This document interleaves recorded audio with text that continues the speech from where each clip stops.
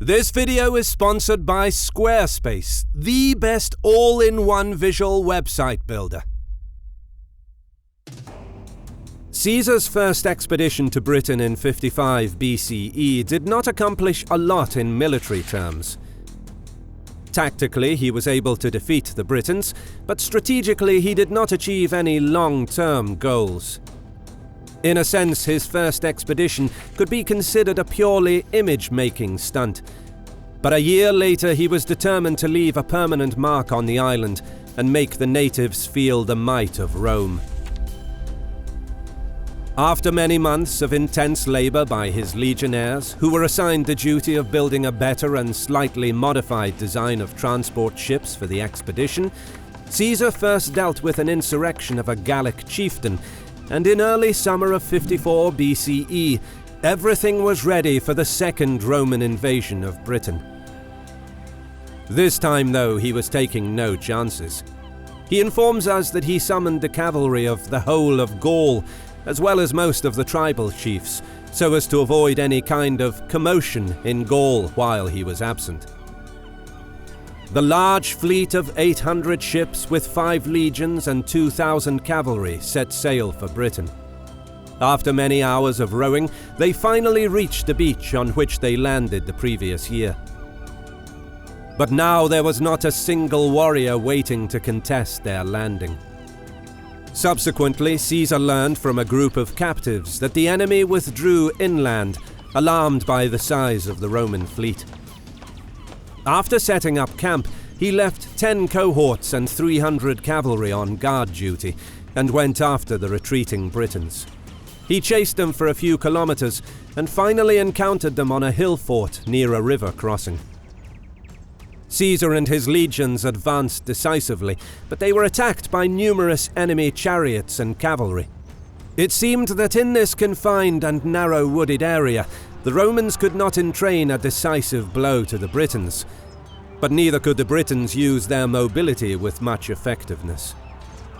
The Romans, though, managed to repulse the enemy attacks, and the natives responded by adopting a guerrilla style of warfare, concealing themselves in the surrounding woods, trying to harass the Romans and deter them from attacking their hill fort.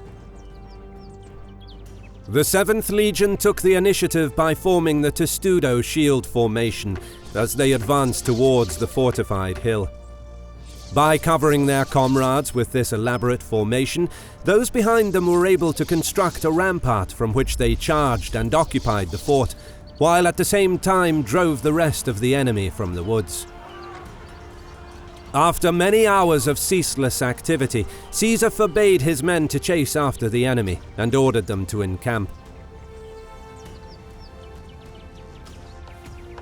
The next day he wasted no time and marched towards the fleeing Britons. But while he was just coming in sight of their rear guard, a horse messenger delivered a letter with urgent news from the coastal camp. The previous night a great storm dashed most of his ships together, and a great number of them was heavily damaged. Caesar decided to march back to assess the situation in person. When the army reached the coast, Caesar saw something eerie similar to what had happened to his previous expedition. Most of the ships were damaged, but not beyond repair. And this time, he wasn't going to take any chances. With some help from the continent, he had assigned many from his legions to drag every ship ashore, fix them, and dig a continuous line of fortifications around them. Caesar himself admits that this solution was of much difficulty, but was nonetheless considered necessary. After 10 days of unremitting labor, Caesar set off again with the same forces towards the area from which he came before.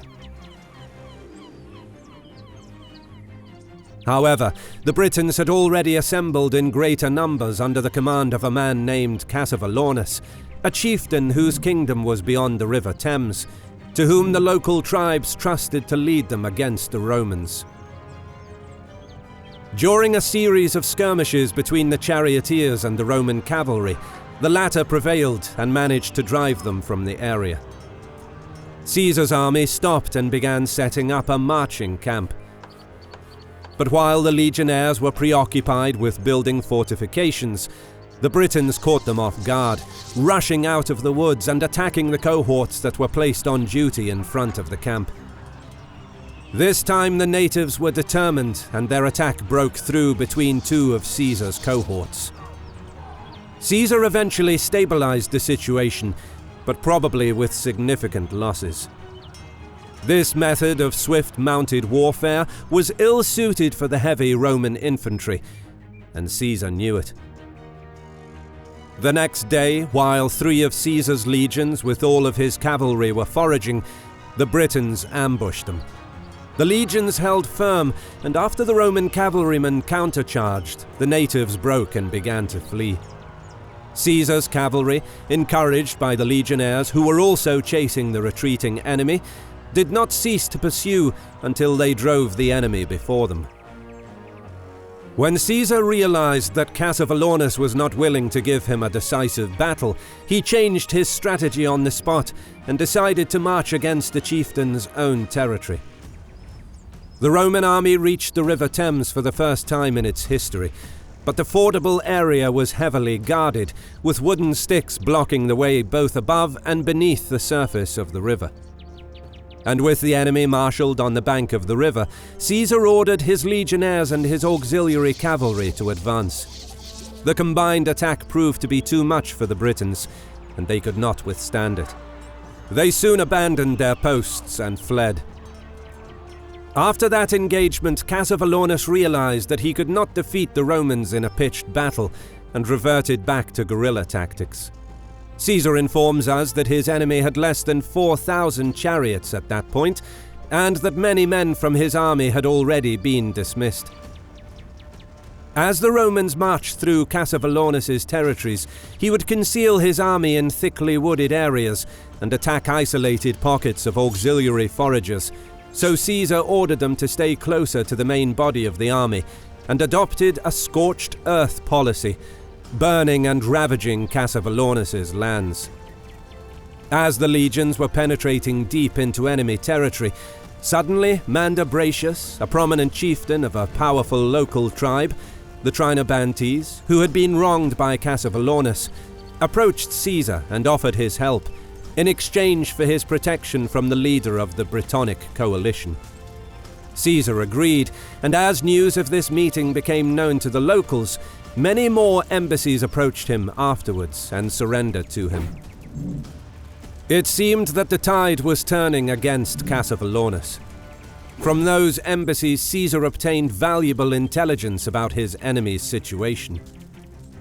He learned that Cassivellaunus's main base was hidden deep in the woods and was admirably fortified, and stocked with provisions to last a protracted siege.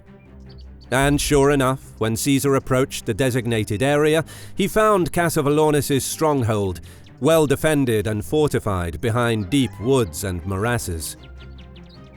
Caesar must have been confident about the ability of his legionnaires to punch through any kind of resistance that the Britons were capable of posing, since he remained undaunted by the well-defended position and ordered his legionnaires to make a frontal assault from 2 sides. And as he had correctly predicted, the defenders could not withstand the charge of the Romans and retreated to the other side of their fortifications, after suffering many casualties during their flight. Cassivellaunus's situation was becoming hopeless. Cornered, he made his last stand and devised a new ploy against the Romans. He sent secret messages to his allies, the 4 kings who ruled over areas close to the coastal region of Kent, where the Roman coastal camp and all of their ships were stationed, urging them to gather all of their forces and attack the outnumbered Romans immediately. And just like that, a new army of Britons materialized out of nowhere and attacked Caesar's seemingly soft underbelly. The fact that the Romans had already made extensive fortifications proved to be decisive, and the natives were scattered by a surprise attack by the legionnaires, who were defending the walls, and many of their men were either captured or slain. When the news of this defeat reached Cassivellaunus, he was out of options, and he pleaded for peace. Caesar had already made up his mind that he would not winter on the island, as there were rumors that a revolt was brewing back in Gaul, so he agreed to the terms. Cassivellaunus was to provide hostages and to not wage war against Mandubracius, and an annual tribute was to be paid to the Roman people.